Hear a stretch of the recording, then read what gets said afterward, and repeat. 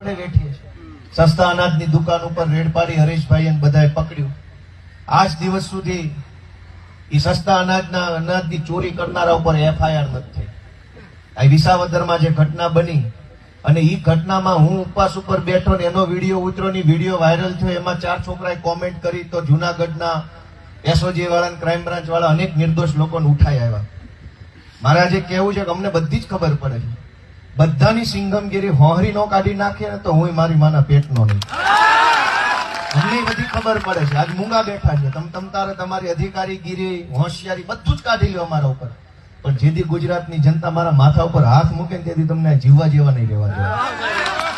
આ હું સમજો છું. ચોર લોખાઓ ખુલ્લે આમ ફરે છે, બુટલેગરો ખુલ્લે આમ ફરે છે, ભાજપના ગુંડાઓ ખુલ્લે આમ ફરે છે, અનાજ માફિયા ખુલ્લે આમ ફરે છે, રેતી કાઢનારા અનેક ખોટું કરનારા સરકારી ગૌચર દબાઈ બધા ખુલ્લેઆમ ફરે છે. અને સરકારી ઓફિસોમાં બેઠેલા સિંઘમોની ઓકાત નથી કે ગુંડાઓને રોકે.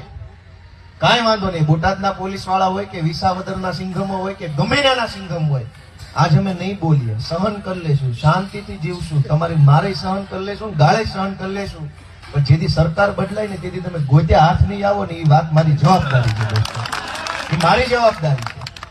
એવું ન હોય લોકશાહીમાં કોઈ ન ખબર પડતી હોય, અમને બધી ખબર પડે છે. અમને એમ થાય છે કે આટલી બધી હદે એક તરફી તંત્ર. એસપી ઓફિસોમાં બેહીને તમે ગુંડાગીરી કરો છો, આમ આદમી પાર્ટીના કાર્યકર્તાને પકડી જાઓ છો, કાંઈ વાંધો નહીં. હું તમારી પાસે આશીર્વાદ માંગવા આવ્યો છું કે આ હાવ એક તરફી રીતે જે સરકારી તંત્ર હાલે છે એને સીધું કરવું જોઈએ, ન કરવું જોઈએ. કોણ કરશે? તમારે સીધા કરવાના છે. તમે બટન દબાવશો એનાથી નક્કી થાય કે આ સીધા થાય કે વધુ આડા હાલશે. દોસ્તો, એક તરફી માહોલ છે. બોટાદની અંદર કડદા પ્રથાની વિરુદ્ધમાં રાજુભાઈ કરપડાએ અવાજ ઉઠાવ્યો. એમાં શું ખોટું કર્યું? કશું જ ખોટું નથી. અહીંયા આપણે કડ કરે છે, વજનમાં 100 ગ્રામ વધારે લઈ લે છે, કટે 500 ગ્રામ. એ બાજુ પૈસામાં કટ મારે છે, ભાવમાં. રાજુભાઈએ વિરોધ પ્રદર્શન કર્યું અને કીધું કે ભાઈ આ બંધ કરો, આ ખોટું છે, આ ખેડૂતોને કઈ ઉપરથી નથી પડતું. પાક મહેનત કરે, પરસેવો પાડે, લોહી રેડે, તે દિવસે એને હાથમાં મગફળી આવે કે કપાસ આવે કે સોયાબીન આવે, વેચવા જાવ એટલે અહીંયા લૂંટી લે છે. એ લૂંટનો વિરોધ અમારી આમ આદમી પાર્ટીએ રાજુભાઈના નેતૃત્વમાં, પ્રવીણભાઈ રામના નેતૃત્વમાં કર્યો. તો એ કડદો કરનારા ઉપર એફઆઈઆર નથી થઈ. કડદાનો વિરોધ કરનારા લોકો આજે જેલમાં છે નવા વર્ષના દિવસે. દોસ્તો, અમે બધું જાણીએ છીએ. એ બોટાદના હોય કે જુનાગઢના હોય કે વિસાવદરના હોય, લોઢાના મેડલ આપ્યા વગર જવા નથી દેવાના. એક મારો સંકલ્પ છે દોસ્તો.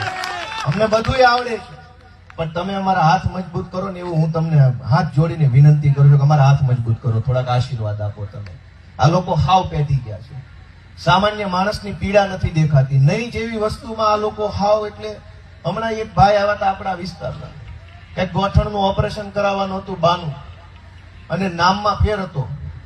રંજનબેન હોય, રંજનાબેન હોય દાખલા તરીકે, અસલ નામ નથી બોલતો, પણ રંજનબેન કે રંજનાબેન. વાત તો ગોઠણની છે ને, ક્યાં વિજય માલ્યા જેમ 10,000 કરોડ લઈને ભાગી જવાનું હતું. એમાં 10% ખવડાવે કે રંજનાબેન અલગ છે, રંજનાબેન ગોપાલભાઈ પટેલ, રંજનબેન ગોપાલભાઈ પટેલ. કાકા બે એક જ છે.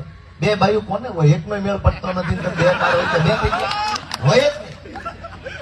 પણ સરકારી માણસો એટલી હદે એની માનસિકતા ખરાબ થઈ ગઈ, એટલી હદે એક તરફી છે. આ નુકસાન ગોપાલભાઈ ઇટાલિયાનું નથી મિત્રો. સરકારી માણસ એક તરફી થઈ જાય, હા વન વે હાલવા લાગે, એ નુકસાન આમ આદમી પાર્ટીનું કે ગોપાલભાઈનું નથી, જનતાનું નુકસાન છે ને. એવી મારી વિનંતી છે, તમને જાગજો બધા વિચાર.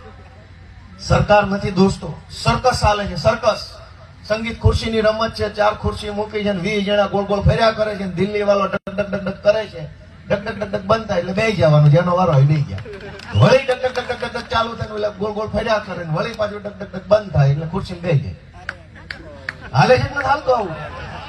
સંગીત ખુરશીની રમત આવતી શાળામાં, એમાં એક જણો ઓલી ખંજરી વગાડતો. પેલા ઓલા શાળામાં ખંજરી આવતી, એમાં હથેળીયા પછાડવાની, ડક ડક ડક ડક થાય એટલે ઓલા ગોળ ગોળ ફરે ખુરશીની.